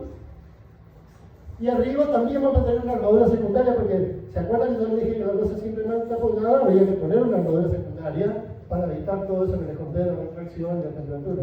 Bueno, la armadura secundaria la vamos a poner arriba, porque tenemos una zona de compresión que la podemos trabajar. Y estos nervios los podemos fabricar generando un encofrado, es decir, podemos hacer el encofradito, que es bastante trabajoso, pero se lo puede hacer. Hormigonar esto y después sacar el encofrado y que queden los nervios a la vista, o si no, directamente, que es lo que se hace, que comúnmente se hace, es se pone un fondo de losa parejo. Sobre ese fondo de losa se pone algún elemento, generalmente ladrillos huecos, que van a ser la parte del nervio, después ladrillos huecos acá en otro sector, y entre ladrillo y ladrillo queda conformado este nervio donde va a ir la armadura, y el hormigón se carga hasta un determinado lugar donde va a llenar todos estos espacios. Va a conformar la losa nervurada. Es mucho más económico esto. Y encima, cuando se desencofra, porque se saca el fondo de losa, uno puede revocar y queda una losa, se pierde el nervurado.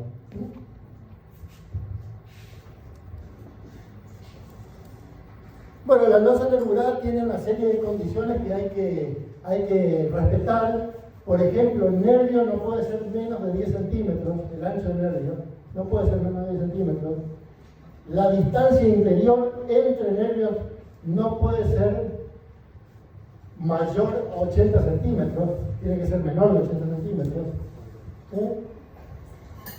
Y la altura del nervio tiene que ser menor de 3,5 veces el ancho del nervio. No podemos tener una altura muy alta para que no se genere mucha inestabilidad en la losa, ¿no?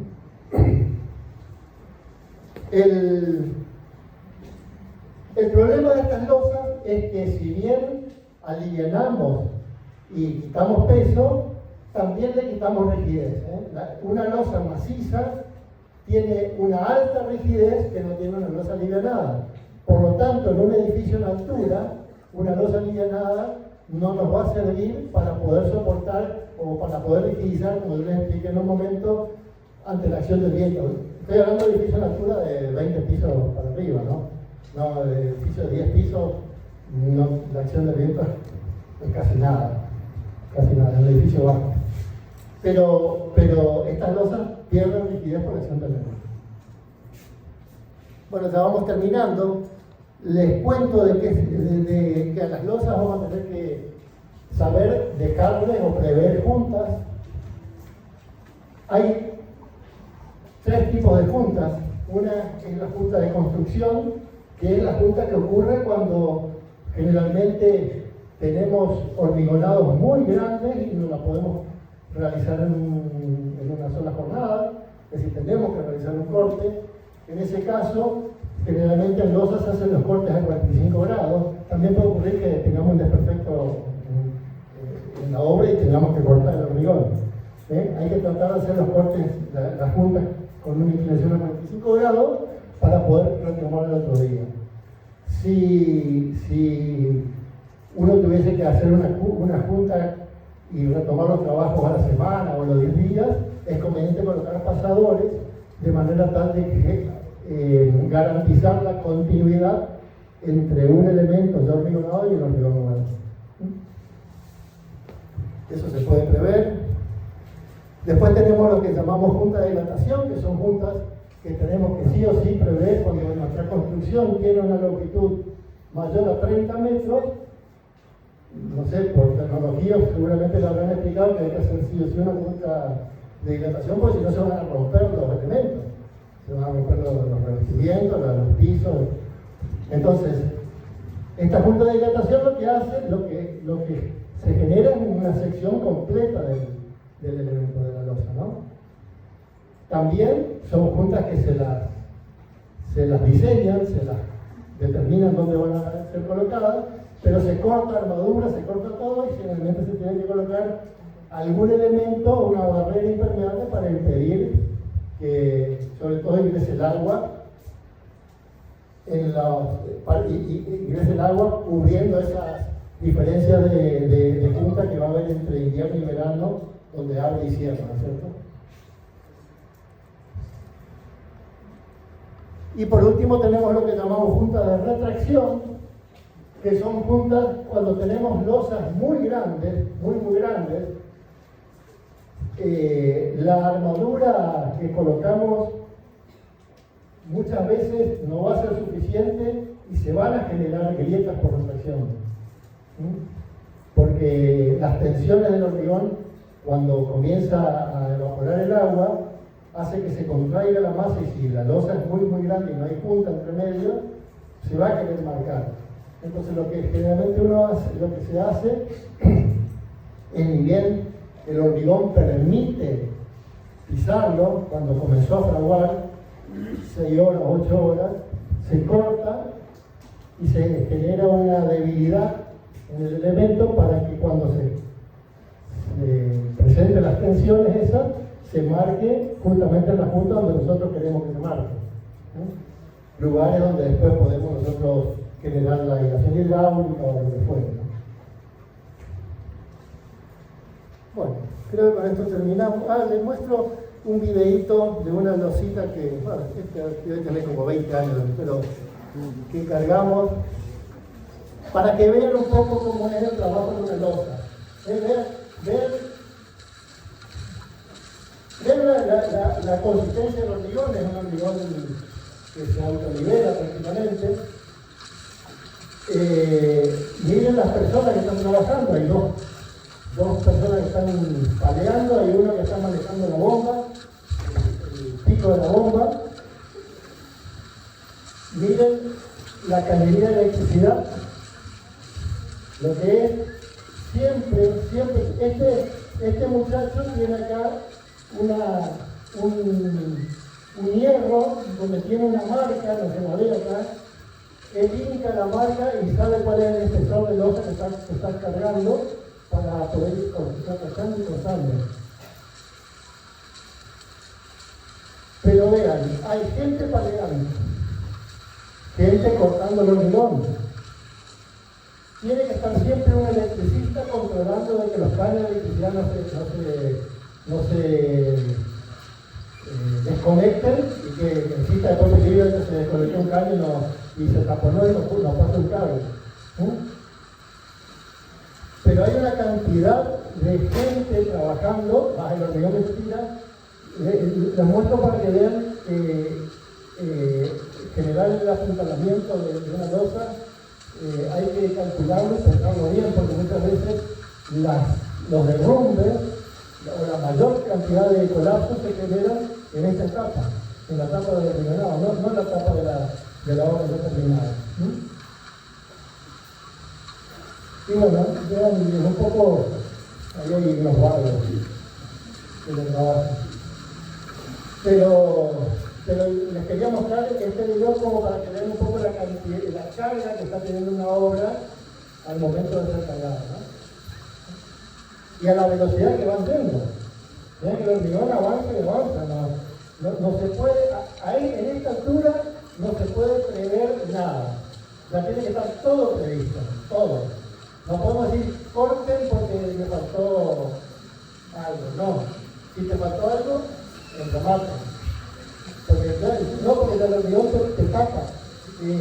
Por eso es que hay que ser muy ordenado cuando uno va a realizar el ganado, ¿no?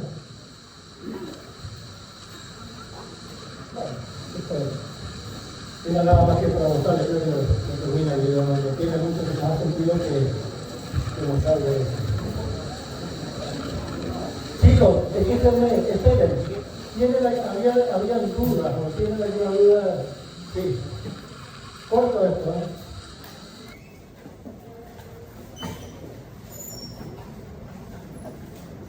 Este es un ensayo de carga que hicimos, bueno, pero no viene al caso, no vamos a mostrar todo. Dudas que tengan de teoría, porfa. Sí, había algunos chicos que tenían. Escuchamos.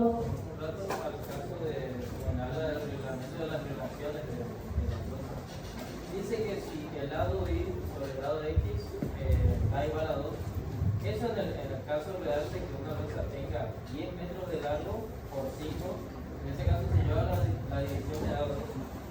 Cuando sucede eso yo me evito hacer el cálculo de los descensos, porque dice que el lado más largo, resulta ser el 20% de la carga. Claro.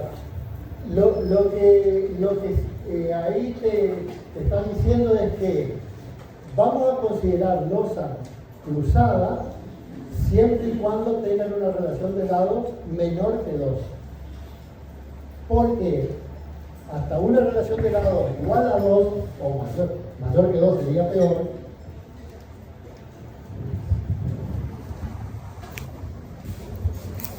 Para una relación de lados que sería más o menos de esta proporción, de 2, que acá podría ser 2 y acá sería 4, o 10 y 5, como vos decís, el momento flector en I, este MI, es un 20% del momento en X. Todavía lo considera, pero si fuese un poquito más grande, si fuese la relación de lado 2,5, ya el momento en I va a ser menos del 20, al punto tal que cuando es 3, el momento en I es el 5%. Entonces, el reglamento lo que nos dice, bueno, hasta una relación de lado de 2, considerémosla como simplemente como cruzada. Cuando es mayor que 2, es losa simplemente apoyada. Ya directamente consideren que la losa trabaja así. No tengan en cuenta, no hagan marcos, no hagan todo ese despiole. ¿Entienden? Aunque algo vaya para allá, pero no lo consideramos. Lo va a tomar todo esta división de lados. No sé si eso era tu duda. Bien. ¿Hay alguna otra duda de teoría? No solo de esta clase, sino de clases anteriores. En caso de que para mostrar de la tasa total no siempre tenía que ser con 4 recapotes, sino que había una que decía que 2, imagina. En ese caso también si se da una relación de 3, por ejemplo, ahí ya para quedar un solo apoyo.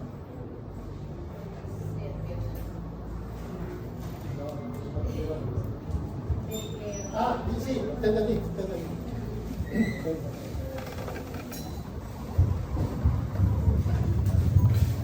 Te dije que no te entendí porque no te sabía responder. Espérenme. Entendí lo que te decir. Me pregunta acá, por ejemplo, si tenemos una losa donde tenemos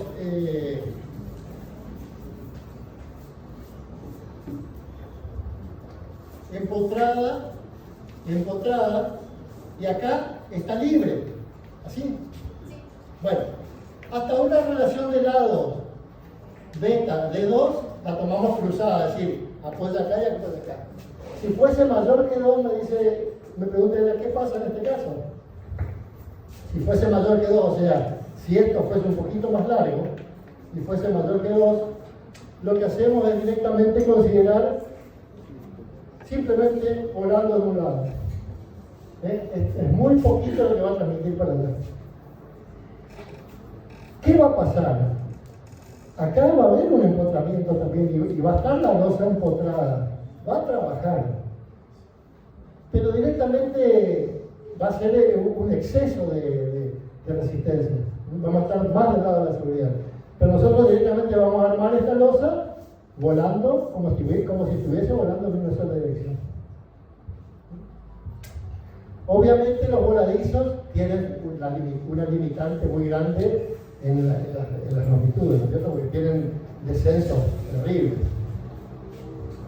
Pero no por eso no quiere decir, no les estoy diciendo que no se pueden hacer, se pueden hacer, pero están limitados en las longitudes. ¿Alguna otra duda? Esta clase, de clases anteriores, para el parcial sobre todo. ¿No? Bueno. Profe, con 6 nomás ya se promociona la materia, ¿no? En el teórico y el práctico. ¿Con 6? Creo que sí. Recién al aula. Sí, porque con 6 regularizar práctico, yo no con 6. Promociona. Bueno, pero si con 6 vos regularizás, yo no te vuelvo a tomar práctico, quiere decir que promocionaste práctico. ¿No es cierto? Sí. El año pasado era con... Pregúntenle a la... Yo creo que con 6 el práctico está promocionado. La semana que viene... Perdón, pero no tomen eso a mis hijos. Sí.